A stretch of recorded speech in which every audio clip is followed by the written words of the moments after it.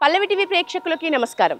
తెలంగాణలోనే ఆలయాల నగరంగా పేరు ప్రసిద్ధిగాంచిన ధర్మపురిలో మనం ఉన్నాం.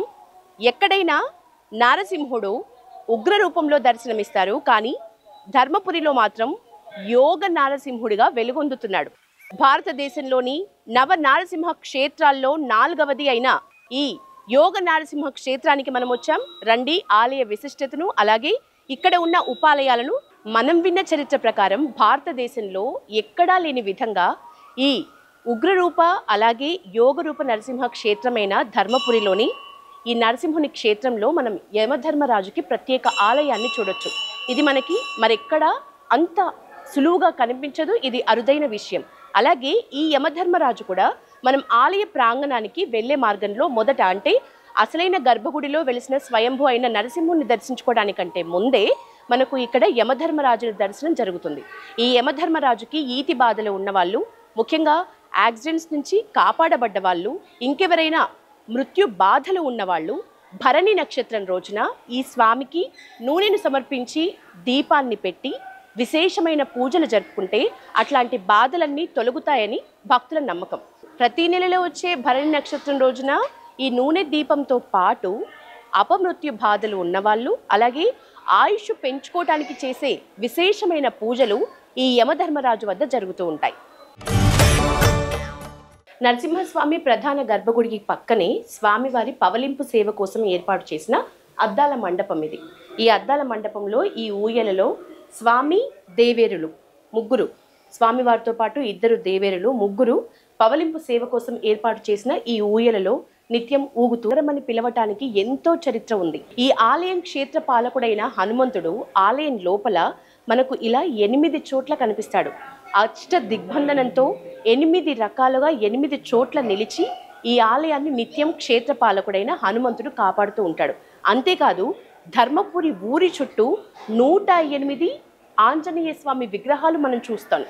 ఆ 108 విగ్రహాలు కూడా ఈ ధర్మపురిని నిత్యం కాపాడుతూ ఉంటాయి. ఉప ప్రధాన అర్చకులు నేరెళ్ల శ్రీనివాసాచార్యులు గారు ఉన్నారు. ఆలయ విశిష్టత ఏంటి, మరెన్నో అద్భుతమైన విషయాలు ఆలయానికి సంబంధించి తెలుసుకుందాం. నమస్తే గురువుగారు. గురువుగారు, ధర్మపురికి వస్తే యమపురి ఉండదు, త్రిమూర్తి క్షేత్రం, అలాగే ఇక్కడ యోగ ఆసనంలో ఉన్న నరసింహుడు ఉన్నప్పుడు మళ్ళీ ఉగ్రరూప నరసింహుడు కూడా ఉంటున్నారు. ఇన్ని విశేషాలు, అసలు ఈ ధర్మపురికే ఆలయాల నగరంగా ఒక పేరు, ఇంతటి చరిత్ర ఉంది కదా. అసలు ఎన్ని వందలు ఎన్ని ఏళ్ల చరిత్ర ఈ ఆలయానిది? పవనాశన పీఠాయ గౌతమీ తీరవాసినే శ్రీమద్ధర్మపురీషాయ శ్రీ నృసింహాయ తే నమః. ధర్మపురి క్షేత్రం ఒక మహిమాన్వితమైన దివ్యక్షేత్రం. దక్షిణాభిముఖీ గంగా, దక్షిణ దిశగా ప్రవహిస్తున్న గోదావరి, స్వయం వ్యక్త అయిన లక్ష్మీ నృసింహుడు, యోగానంద నారసింహుడు, ఆత్మావతార దశకేన పరీతమూర్తే. అంటే స్వామివారు తాను ధరించిన నృసింహావతారంతో పాటు ముందు ధరించబోతున్న అవతారాలు కూడా నిండి ఉండగా, అంటే 10 అవతారాలు నిండి ఉండగా, చుట్టూ ప్రకాశిస్తుండగా మధ్యన నృసింహమూర్తిగా అవతరించారు స్వామివారి. ఇక్కడ త్రిమూర్తి క్షేత్రం. బ్రహ్మా కరోతు దీర్ఘాయు, విష్ణు కరోతు సంపద, శివ కరోతు కళ్యాణం. బ్రహ్మ ఎవరైనా ఆలయంలోకి వెళ్ళగానే బ్రహ్మకు నమస్కరిస్తారు. ఏమని? చతుర్ముఖ నమస్తుభ్యం ప్రయాంతం శ్రీహరిం ప్రతి మాం దృష్ట్వా ప్రణతం భక్త్యా పునరుమానయ సంస్కృతిం. బ్రహ్మదేవుడు సృష్టికర్త కదా, అందరికీ జన్మనిచ్చేవాడు ఆయనే కదా. కనుక హే బ్రహ్మ, నీ దర్శనం చేసుకొని శ్రీ మహావిష్ణు దర్శనానికి వెళ్తున్నామయ్యా, మళ్ళీ మాకు జన్మ ఇవ్వకుండా ఆ పరమాత్మనితో చెప్పి చివరికి మోక్షాన్ని అనుగ్రహించేటువంటి యొక్క విధంగా అనుగ్రహించమని బ్రహ్మదేవుడికి నమస్కరించి లక్ష్మీ నరసింహస్వామిని దర్శిస్తారు. ఈ క్షేత్రం ఒకే మాటలో చెప్పాలంటే ఇన్ని వేల సంవత్సరాలు అనేటువంటి యొక్క సరి అయిన ఆధారం లేదు. ఎందుకంటే ఈ లక్ష్మీ నరసింహ క్షేత్రాలు మన తెలుగు 2 రాష్ట్రాలలో కూడా ఎన్నో ఉన్నాయి. ఎక్కడైనా ఆయా మహర్షులు తపస్సు చేస్తే ఆ మహర్షుల యొక్క తపస్సుకు మెచ్చి, లేదా ఎవరైనా భక్తులు తపస్సు చేస్తే ఆ తపస్సుకు మెచ్చి స్వామివారు ప్రసన్నమై విగ్రహంగా మారినట్లుగా అక్కడి క్షేత్ర మహత్యాలు చెబుతున్నాయి.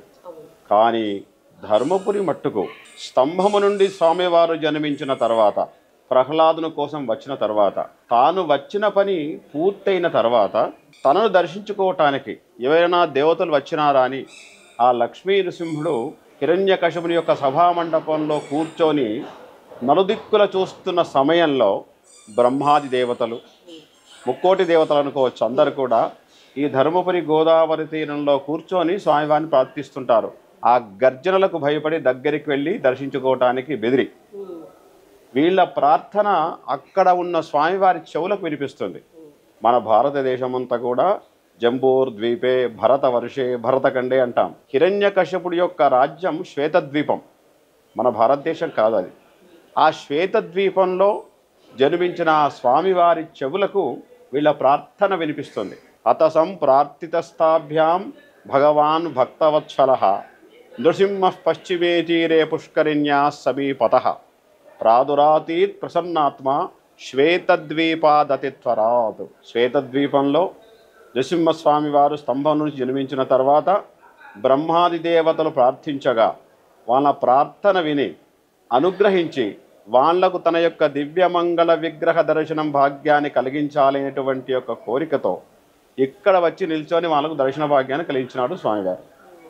ఆ తదుపరి వాళ్ళందరూ కోరగా స్వామివారు ఇక్కడే విగ్రహంగా వెలిసినట్టు బ్రహ్మాండ పురాణాంతర్గతమైనటువంటి యొక్క ధర్మపురి క్షేత్ర మహాత్మ్యము ఒక తాళపత్ర గ్రంథము కూడా మా దగ్గర ఉంది. వ్యాస మహర్షి స్వహస్తాలతో రచించిన గ్రంథం అది, తాళపత్ర గ్రంథం. ఆ గ్రంథంలో స్వామివారు వచ్చి ఇక్కడ వెలిసినట్టు, తదుపరి అమ్మవారు కూడా లక్ష్మీదేవి కూడా వచ్చి వామభాగే నిషన్నయ పక్కన కూర్చొని భక్తులను అనుగ్రహిస్తున్నట్టు వాళ్ళందరూ కోరగా తాను ఇక్కడ అర్చావతారులై, అంటే అందరికి అర్థమయ్యే భాషలో అంటే విగ్రహంగా మారినట్లుగా స్థల పురాణం ద్వారా తెలుస్తుంది. కనుక ఇది కిన్ని వేల సంవత్సరాల నాటిది అని చక్కగా చెప్పలేము. కృతయుగంలో స్వామివారు జన్మించినారు కనుక అప్పుడే వచ్చి ఇక్కడ వెలిసి విగ్రహంగా మారినట్లుగా, అంటే అర్చావతారాలుగా అయినట్లుగా స్థల పురాణం ద్వారా తెలుస్తుంది. ఇకపోతే యోగానంద నారసింహుడు, అంటే తాను వచ్చి వెలిసిన తర్వాత ఒక పద్మాసనం మీద కూర్చున్నాడు స్వామివారు. పద్మాసనం మీద కూర్చున్న స్వామివారిని యోగానంద నారసింహులు అని ఆగమశాస్త్రంలో చెబుతుంటారు. ఈ యోగానంద నారసింహం భక్తులకు కోరికలు తీర్చేటువంటి ఒక స్వరూపంగా కొలుస్తుంటారు. భక్తుల యొక్క ఆర్తిని, దుష్టగ్రహ బాధలను వాటిని నివారించటానికి తానే ఒక స్వరూపంగా ఉగ్ర నారసింహుడై పక్కన మరో స్వరూపంలో వెలిసి ఆరోగ్యాలు మంచి లేని వాళ్ళకి కానీ, రకరకాల సమస్యలతో బాధపడే వాళ్ళకి కానీ ఉగ్ర నారసింహ స్వామివారిగా మరొక స్వరూపంలో పక్కన స్వామివారి ప్రసన్నుడై అందరి కోరికలు నెరవేరుస్తున్నారు. ఇక్కడ ఉగ్ర నారసింహుడని, యోగానంద నారసింహుడని రెండు స్వరూపాలలో స్వామివారు ప్రకాశిస్తూ ఉన్నారు. ఈ ఉగ్ర నరసింహస్వామి యొక్క ఆలయం ప్రక్కనే ప్రతినిత్యం నిత్య నృసింహ మంత్రహవనం జరుగుతుంది.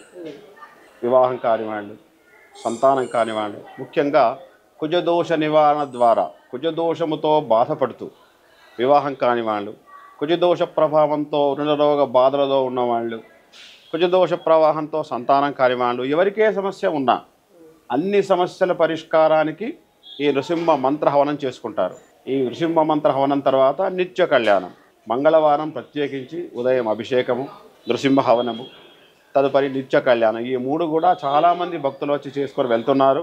ఆ లక్ష్మీ నృసింహుడు అనుగ్రహిస్తూ అందరిపైన తన యొక్క దయామృతాన్ని అందరికీ అందజేస్తూ కరుణిస్తున్నారు. త్రిమూర్తి క్షేత్రం అనటానికి స్వామివారి యొక్క దర్శన భాగ్యానికి 350 కోట్ల దేవతలు వచ్చినట్లుగా, అందరూ వచ్చి ఇక్కడ వెలిసి ఉన్నట్లుగా మనకు స్థల పురాణం ద్వారా తెలుస్తున్నది. రామావతారంలో శ్రీరామచంద్రుడు తాను అరణ్యవాసం చేస్తూ ధర్మపురి గోదావరి తీరంలో నడుస్తూ వెళ్తూ ప్రాతకాలమందు గోదావరి నుండి ఇసుక తీసుకువచ్చి ఒక కుప్పలాగా పోసి ఒక లింగాకారంలో తయారు చేసి ఆ లింగానికి తాను అర్చన చేసి మీరు కూడా అర్చించండి అని లోకానికి తెలియజేసినట్లుగా స్థల పురాణం ద్వారా తెలుస్తుంది. రాముడు ప్రతిష్ఠించిన లింగము కనుక దానికి రామలింగేశ్వర స్వామి అని పేరు వచ్చింది. కనుక మహేశ్వరుడు, శివుడు, బ్రహ్మ, విష్ణు ఈ ముగ్గురు కూడా కలిగిన త్రిమూర్తులు కలిగిన ఏకైక క్షేత్రము ధర్మపురి. అందులో దేవాలయానికి ఈశాన్య భాగంలో ఉంది. వాస్తు ప్రకారంగా ఈశాన్య భాగంలో శివాలయం ఉండడం చాలా శ్రేష్టం. సహస్ర దీపాలంకరణ ప్రతి కార్తీక మాసంలో కన్నుల విందుగా చాలా చాలా దానితో పాటు ఒక ఏడాది కాలంలో ఇక్కడ జరిగే వైభవంగా జరిగే పూజా విశేషాలు, ఉత్సవాలు? వైశాఖ మాసంలో నృసింహ జయంతి వస్తుంది. ఈ నృసింహ జయంతి ముందుగా స్వామివారికి నవరాత్రోత్సవాలు. ఒకరోజు సహస్ర కలశాభిషేకం, అంటే 1000 చెంబులతో స్వామికి అభిషేకం. మరొక రోజు స్వామికి చందనోత్సవం. స్వామివారి ఉగ్రస్వరూపం కనుక చందనం స్వామివారికి అలంకారం చేస్తే చల్లగా ఉంటారు స్వామివారిని. మరొక రోజు స్వామివారికి 1,00,000 తులసి అర్చన. మరొక రోజు అన్నకూటోత్సవం, అంటే దివ్యంగా రకరకాల నైవేద్యాలు స్వామికి సమర్పణ చేయడం అన్నకూటోత్సవం. ఇలా రోజొక్క కార్యక్రమం చేస్తూ ఒకరోజు వసంతోత్సవము ఇలా చేస్తూ చివరికి నృసింహ జయంతి, అంటే స్వామివారు జన్మించినటువంటి యొక్క పుట్టినరోజు అనుకోండి, ఆ కార్యక్రమం కూడా వైశాఖ మాసంలో చేస్తుంటారు. తదుపరి ఆషాఢ మాసంలో తొలి ఏకాదశి, శ్రవణ మాసంలో ఉగ్ర నరసింహస్వామి వారికి విశేషమైన పూజలు, భాద్రపద మాసంలో ఒక రకమైన అర్చనలు, ఆశ్వయ మాసంలో నవరాత్రోత్సవాలు, ఇక కార్తీక మాసంలో కోనేట్లో పంచసహస్ర దీపాలంకరణ, కార్తీక మాసం చివరన మళ్ళీ గోదావరి ఒడ్డున కూడా ఇదే విధంగా పంచసహస్ర దీపాలంకరణ, మార్గశిర మాసంలో ధనుమాసం, విశేషించి ముక్కోటి ఏకాదశి. ముక్కోటి ఏకాదశి ఉత్సవం ధర్మపురిలో జరిగినంత వైభవంగా ఎక్కడ కూడా జరగదు. అన్ని వేల మంది, అన్ని లక్షల మంది ద్వారం తీసే సమయానికి వచ్చి స్వామివారు దర్శిస్తుంటారు. 2 గంటలకు రాత్రి దేవాలయం తీస్తే తెల్లవారి 8 అయినా కానీ రాత్రి గుడి బంద్ చేయలేనంత జన ప్రవాహం ఉంటుంది ఆ రోజు. చాలామంది భక్తులు వచ్చి ముక్కోటి యొక్క దర్శనం చేసుకుంటారు.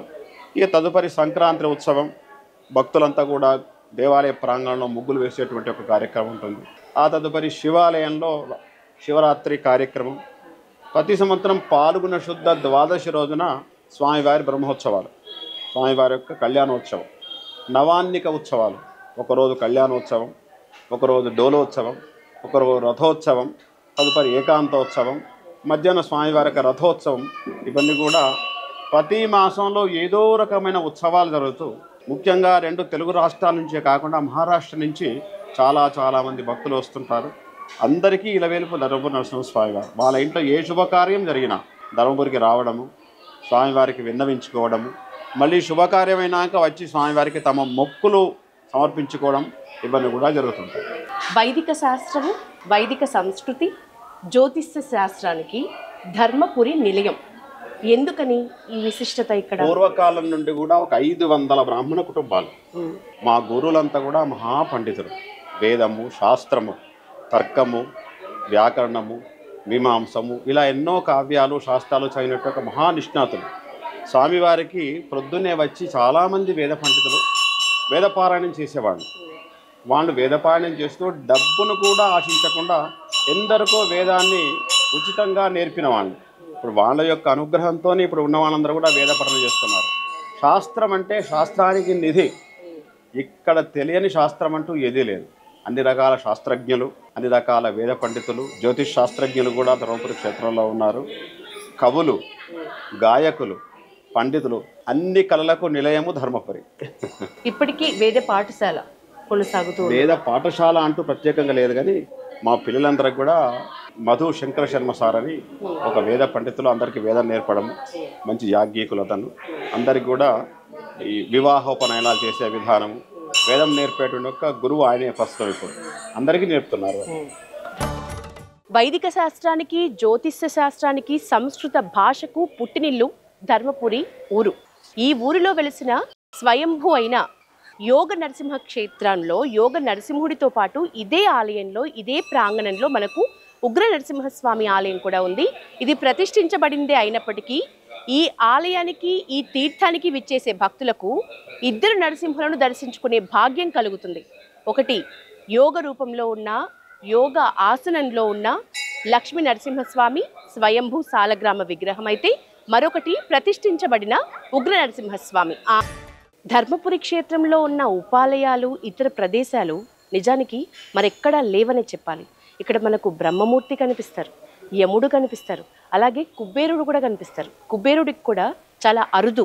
చాలా ఆలయాల్లో కుబేరుడిని మనం చూడలేం. ఇక్కడ ముఖ్యంగా ఈ కుబేర స్వామికి ఎవరైతే ఎంత ధనమైతే ఆయన పాదాల చెంత కాసేపు ఉంచి మొక్కి దాన్ని తీసుకెళ్ళి వాళ్ళ ఇళ్లల్లో భద్రపరుచుకుంటారో అంతకు రెట్టింపు ధనం వాళ్లకు లభిస్తుంది అని భక్తులు నమ్ముతారు. అందుకే కుబేరునికి ఇక్కడికి వచ్చిన ప్రతి భక్తుడు కూడా కుబేరుడు పాదాల చెంత వారి కొంత డబ్బును కాసేపు ఉంచి తీసుకువెళ్ళటం. ఈ ఆలయం ముందు భాగంలో మనకు స్వయంగా రాముడు ప్రతిష్ఠించిన శ్రీ రామలింగేశ్వర స్వామి ఆలయం ఉంది. ఆ ఆలయంలో ప్రధాన ద్వారంలోకి మనం లోపలికి రాగానే హేరంబ గణపతి ఆలయాన్ని చూడొచ్చు. సింధూర వర్ణంలో హేరంబ గణపతి భారీ ఆకారంలో మనకు దర్శనమిస్తారు. ఈ హేరంబ గణపతిని దర్శించుకున్న తర్వాతనే మనం శ్రీ రామలింగేశ్వర స్వామిని అణువణువు ఆధ్యాత్మిక శోభతో విరాజిల్లుతున్నది ఈ ధర్మపురి నరసింహ క్షేత్రం. ఇది పుణ్యక్షేత్రం మాత్రమే కాదు, పుణ్యతీర్థం కూడా. నదీ స్నానం అన్ని స్నానాల్లోకెల్లా ఉత్తమమైన స్నానం. నదీ స్నానం చేసి స్వామిని దర్శించుకోవాలనుకునే భక్తులందరూ వచ్చి ధర్మపురిలో ఉన్న నరసింహస్వామిని దర్శించుకుంటారు. ఇది ఇవాల్టి మన ఆలయం. కెమెరామెన్ సాయి నృపాల్తో యశోద, పల్లవి టీవీ.